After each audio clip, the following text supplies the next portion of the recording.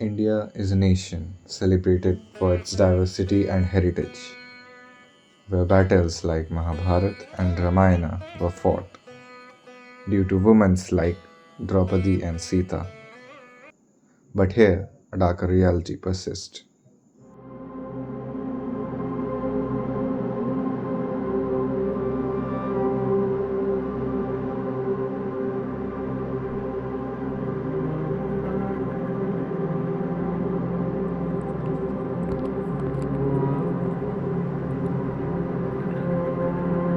Hello everyone, my name is Salik Jamal, and I'm not here to welcome you guys to an ordinary YouTube video. I'm here to talk about a PTS topic which needs more consideration in our society: a right to safety, a societal crisis.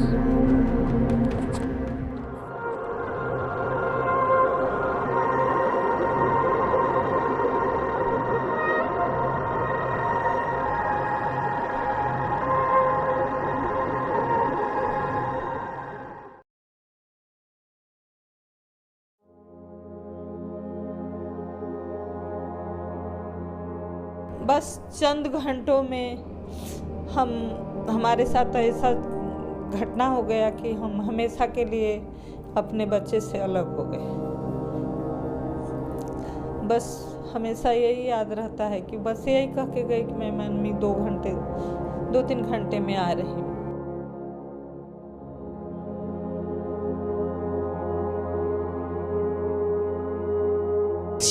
चश्मे को कूटा गया, जिसके वजह से आंखों से खून निकल गया। मैं प्रधानमंत्री से हाथ जोड़ के रिक्वेस्ट करूंगी कि ये घटना जो एक 31 ईयर ओल्ड एक meritorious student who has cracked her medical with her own stamina and her own intelligence goes to that top and becomes a promising doctor should not be killed, or her voice should not be smothered like this.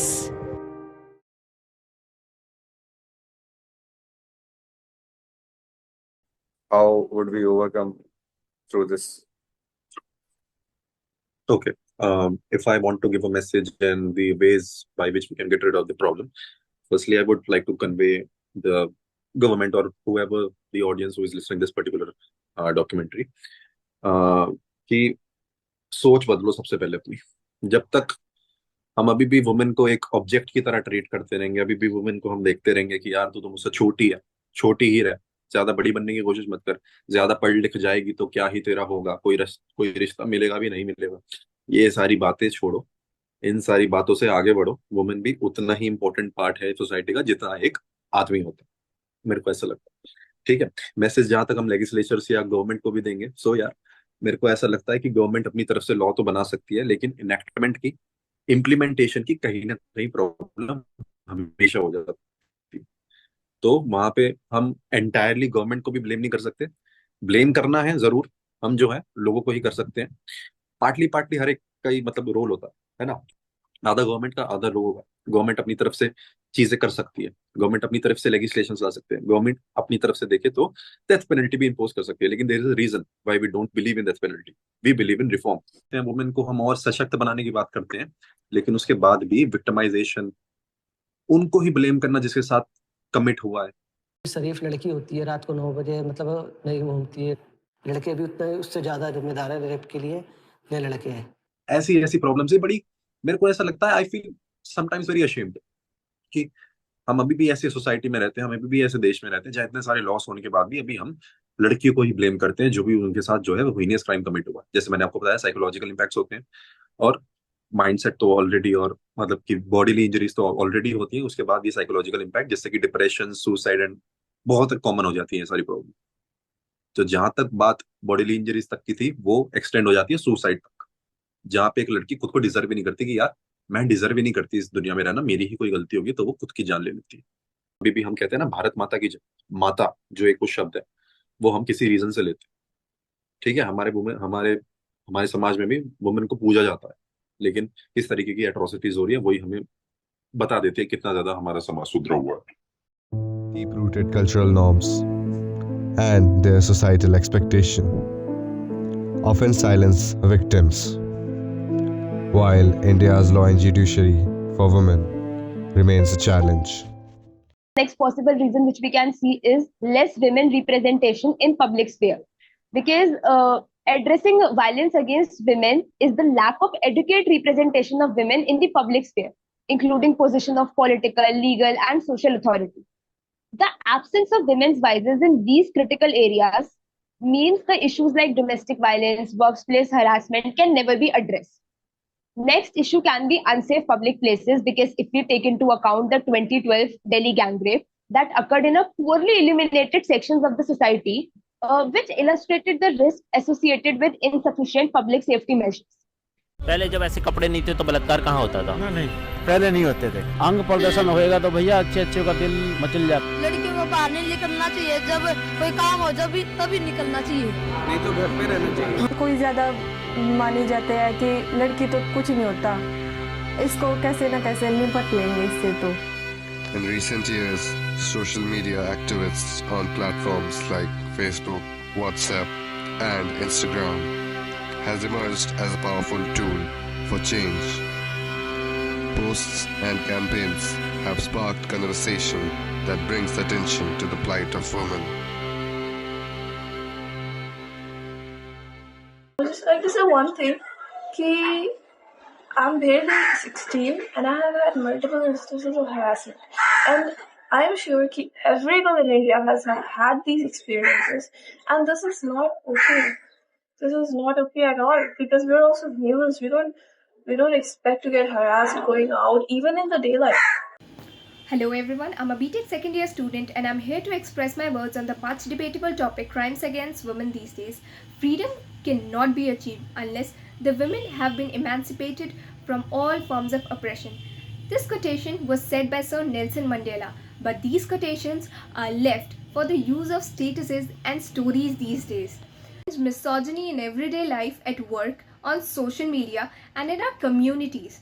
What if, instead of asking women to protect themselves, we focus on educating people against perpetrating violence? How can we ensure that the conversations around violence against women results in the action and not just awareness? Engagement on these fronts is critical if we want a society where everyone can feel safe, valued and respected. At last but not the least, I would just want to say that stand by us so that we can stand without any fear.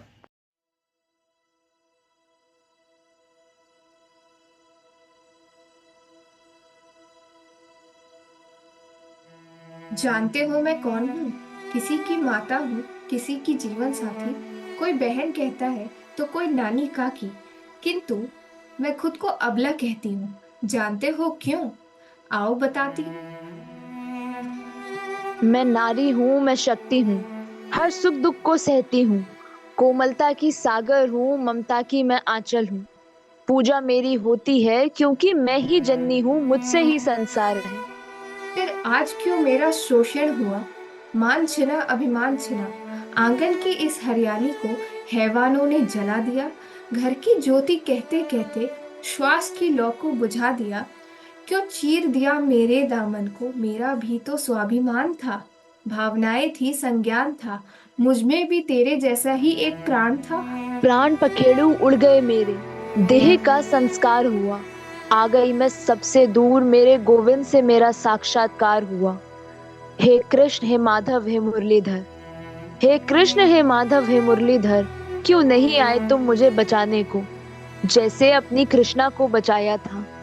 नेत्र मूंदे क्यों मौन हुए तुम, जब तेरे ही इंसानों ने मुझे जलाया था।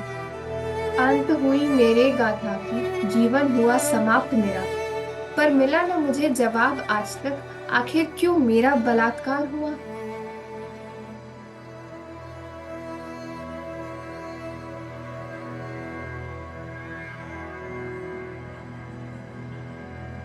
It's time for us to listen to the silent cries. We all have a role to play in creating a safer environment for women. It's not just about prevention, but about creating a future where every woman feels safe and valued. Together, we can cultivate a culture of equality. Together, we can create a change.